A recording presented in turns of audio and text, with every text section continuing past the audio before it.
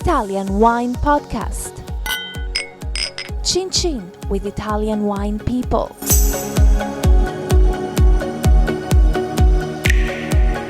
Hello, this is the Italian Wine Podcast. My name is Monty Waldin. My guest today is Matteo Lunelli. Matteo is the President and CEO of Cantine Ferrari in northern Italy. Hello. Hi, nice to see you.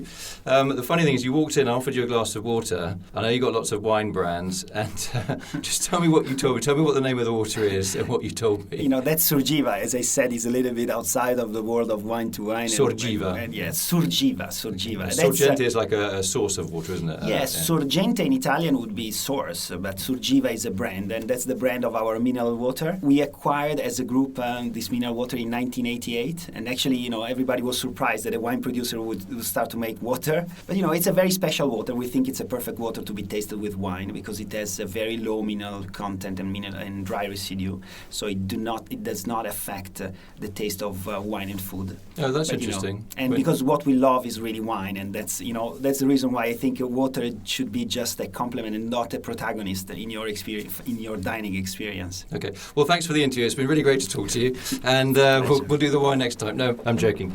So tell us about the group. How did it start? What was the first winery or brand, and then how has it developed over the years? Everything started with a Ferrari winery, and this is absolutely, the most well-known brand. And it started in 1902, over a century ago. Ferrari winery was founded by a man called Giulio Ferrari, so this is where the name Ferrari comes from, and it was founded in Trento, because Giulio Ferrari has been the first one to understand the vocation of the Trentino territory to produce bottle-fermented sparkling wine. This was a great intuition, but he studied first enology in San Michele all'Adige, which is a school that still exists and is a great partner of our winery. Then he moved to Montpellier in France, where he specialized in enology. And then again, he even spent some time in Geisenheim, where he studied in Germany, studying the yeast fermentation, because the University of Geisenheim was very well known for that. And then he went back to France, doing something like a stage in Champagne, because one of his friends in Montpellier was a Champagne producer. So he had this great opportunity to spend some time in France and in the Champagne region. And this is where he learned what the French call méthode champenoise and what we call metodo classico in Italy. And that was a key moment, because obviously going back to Trentino, everything started from the dream of Giulio Ferrari to create a great bottle-fermented sparkling wine in his own land of Trentino. And this is how not only started Ferrari Winery, but that was also the origin in general of Trento DOC, which is the denomination of our wines. So what does Trento DOC cover then? Is it just sparkling wine or all wines? Trento DOC is exclusively only sparkling wine. And it's only traditional method sparkling wine, bottle-fermented, created with grapes of Chardonnay, Pinot Noir, and eventually you can use also Pinot Blanc and Pinot Meunier, cultivated on the mountains of Trentino. And this is another very important word for us, mountains. Trento DOC is a mountain sparkling wine, and Ferrari is a mountain sparkling wine. And because we think that mountains is the element that gives us the style of our wines. So there's cool nights. Absolutely. There is a strong diurnal shifting temperature between day and night. This is a key factor for us. And this was the great intuition of Giulio Ferrari at the very beginning, because during the day, our vineyards on the slope of the mountains are kissed by the sun.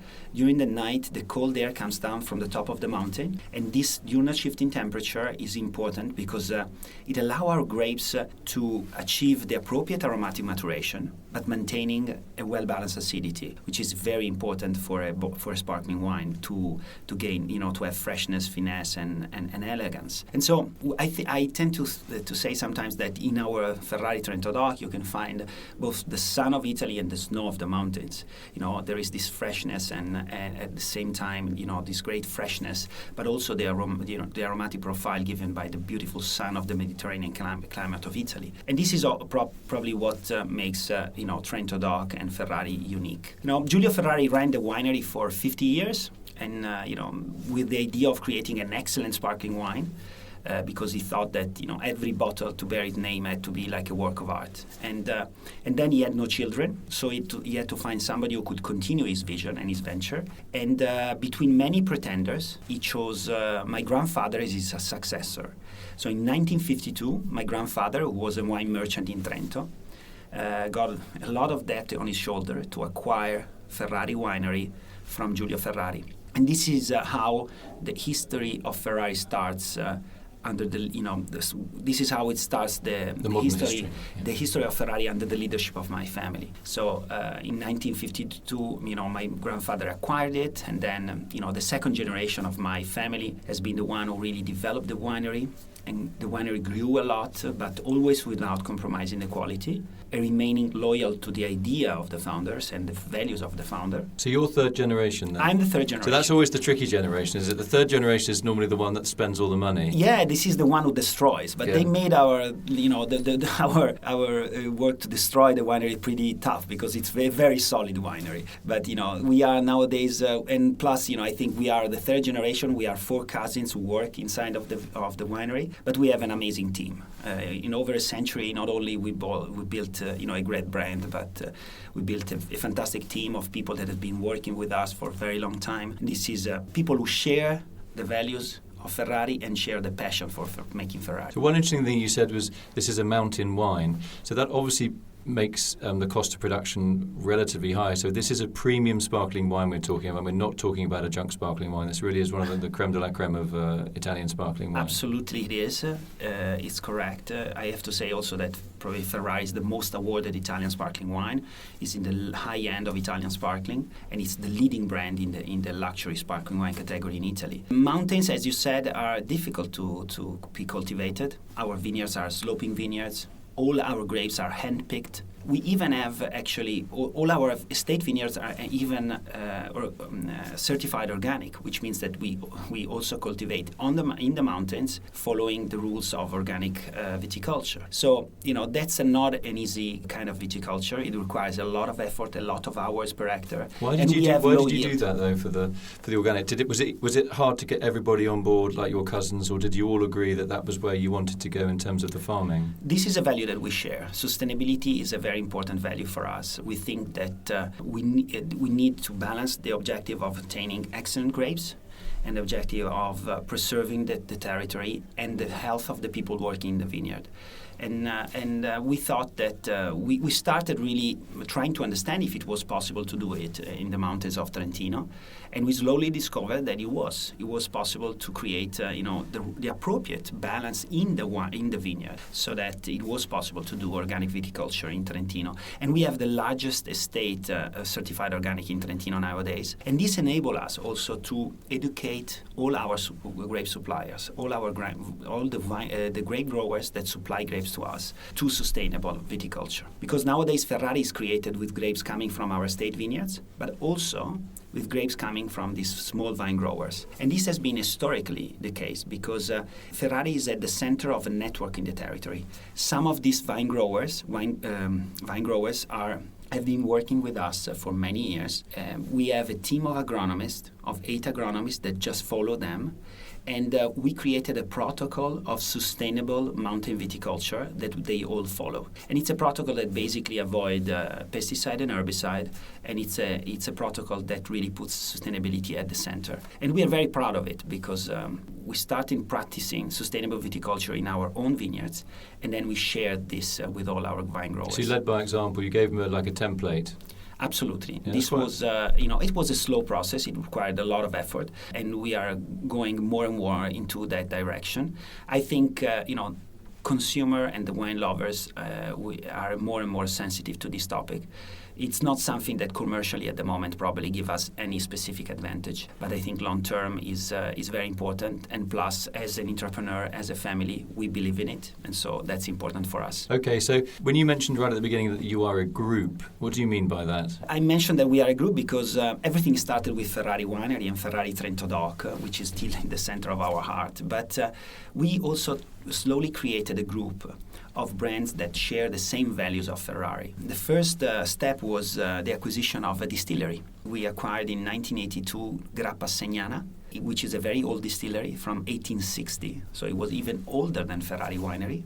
It was founded 1 year before the unification of Italy. And it was a great distillery from our region of Trentino. and we started to create Grappa with the pomace of Ferrari, and this gives us a great advantage because we can use pomace which is still fresh and full of must, which gives amazing aromas, and we are specialized in aging Grappa on different kind of woods. We even age Grappa in sherry cask or whiskey cask, so it's a very interesting Grappa and quite different and unique. Then we started to make still wines. Obviously, we love sparkling, but we challenge ourselves creating still wines.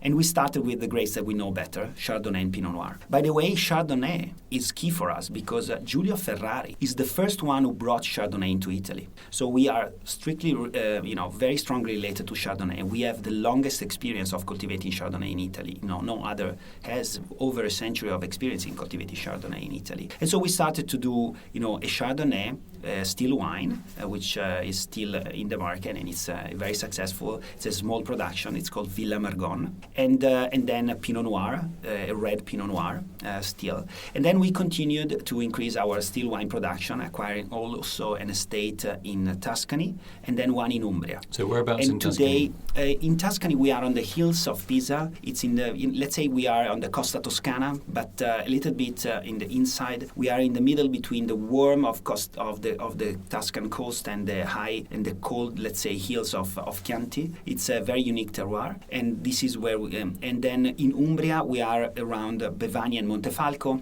where we cultivate Sangiovese and Sagrantino. And all these still wines share the brand Tenute Lunelli. So Tenute Lunelli is the brand of our still wines in the Gruppo Lunelli. And finally, the last step in 2014 was the acquisition of Bisol. Bisol is a great brand and a fantastic winery of producing Prosecco Superiore of Valdobbiadene.